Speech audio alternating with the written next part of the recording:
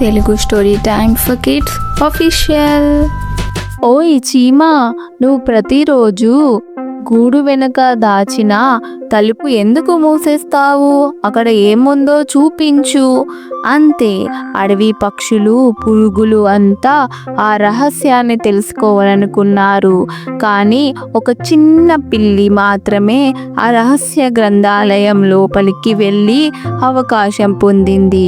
ఏం జరిగింది తెలుసుకోవాలంటే కథ పూర్తిగా విందాం. అనగనగా ఒక చిన్న పచ్చని అడవిలో అందరూ ఇష్టపడే తెలివైన చీమ ఉండేది. ఆమె పేరు చింతి. చింతి రోజు ఉదయాన్నే లేచి తన గూడు వెనుక ఉన్న చిన్న తలుపు దగ్గరకు వెళ్ళి ఏదో రాసేది, చదివేది. కానీ ఎవరు ఆ తలుపు ఓపెన్ చేయలేకపోయారు. అదెంత చిన్నదైనా, ఎంత ప్రయత్నించినా తెరుచుకోదు. పిల్లి, కుందేలు, తేనెటీగ అందరూ ఆశ్చర్యపడ్డారు. ఒకరోజు చిన్న పిల్లి అడిగింది, చింతి అక్క, నువ్వు ఏం చేస్తున్నావో నాకు చెప్పు, నేను ఎవరికి చెప్పను అని అంటుంది. చింతి నవ్వుతూ చెప్పింది, పుట్టి, ఇది రహస్య గ్రంథాలయం. నేను చాలా సంవత్సరాల పాటు పుస్తకాలు, కథలు, గేయాలు, శాస్త్రాలు ఇలా ఎన్నో సంగ్రహించాను. ఇవన్నీ చిన్న చిన్న మొగ్గల్లో దాచాను అని చెప్తుంది. పుట్టి అనే పిల్లి కళ్ళు తెరిచి చూసింది. చింతి తలుపు తీసింది. లోపలికి వెళ్ళాక అంతా ఆశ్చర్యమే.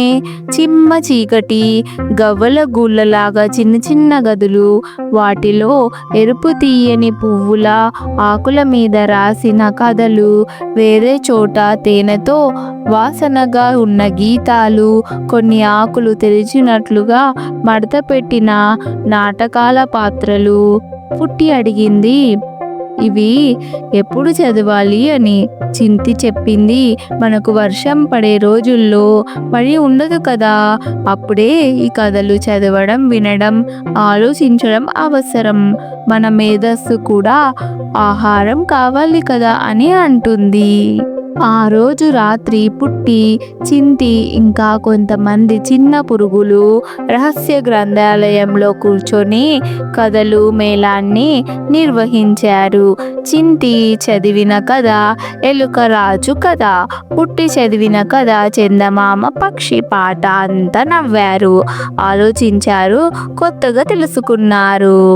మరుసటి రోజు నుండి అంతా మారిపోయింది.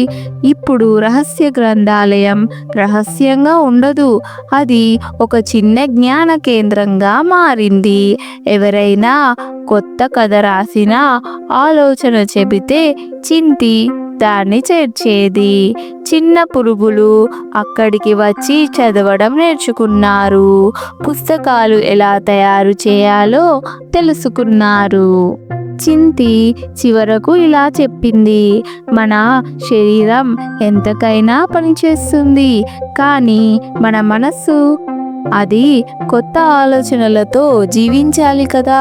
పుస్తకాలు మనకి ఇచ్చే సంపదను ఎవరు దోచుకోలేరు అని. మోరల్ ఆఫ్ ద స్టోరీ, పుస్తకాలు చిన్నవైనా వాటి శక్తి మహత్తరమైనది.